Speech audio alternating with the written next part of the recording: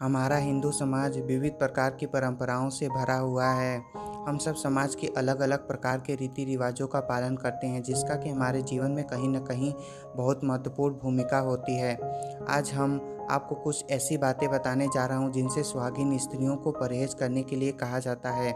ऐसी ही कुछ बातें हैं जो सुहागिनों के श्रृंगार से जुड़ी हुई हैं।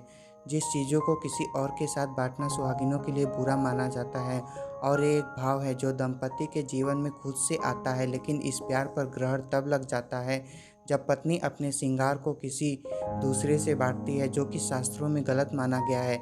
आइए जानते हैं कौन सी ऐसी चीज़ें हैं जो किसी स्त्री को दूसरे के साथ शेयर नहीं करनी चाहिए। पहला, स्त्रियों का सिंदूर, जिसे एक सुहागन के कर्तव्य और प्यार की सबसे बड़ी निशानी मानी जाती है।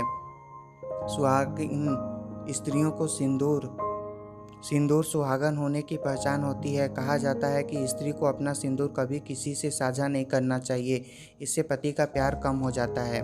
दूसरा, आँखों में लगाने वाले काजल को भी किसी के साथ साझा नहीं करना चाहिए, क्योंकि कई बार किसी की आँखों में इन्फेक्शन होता है, और ऐसे में यदि व्यक्ति किसी दूसरे की काजल की डिब्बी से काजल लगाता है तो उसे भी ये इन्फेक्शन हो सकता है। तीसरा, शास्त्रों के अनुसार यह भी कहा गया है कि महिलाओं को कभी भी अपने माथे की बिंदी किसी और के साथ साझा नहीं करनी चाहिए।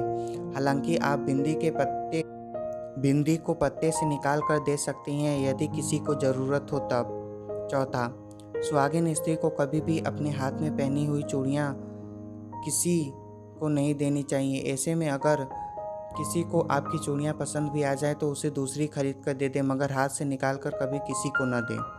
पाँचवा, शास्त्रों में ऐसा कहा गया है कि यदि लड़की अपनी शादी के मौके पे जो कपड़े पहनती है या साड़ी पहनती है या जो चुनरी लेती है, उसे कम से कम 1 साल तक संभाल कर स्वच्छ रखना चाहिए, यानी वह कहीं से भी फटनी या ख़राब नहीं होनी चाहिए। यदि आपको हमारी इन्फॉर्मेशन अच्छी लगी हो तो हमारे वीडियो को लाइक कीजिए और इसे शेयर कीजिए। ऐसे ही इन्फॉर्मेटिव वीडियोज़ के लिए हमारे चैनल को सब्सक्राइब करके बेल आइकन को दबा लें, जिससे आपको वीडियो की नोटिफिकेशन मिलती रहे। यदि आप किसी खास चीज़ पर इन्फॉर्मेशन चाहते हैं तो हमें कमेंट करके ज़रूर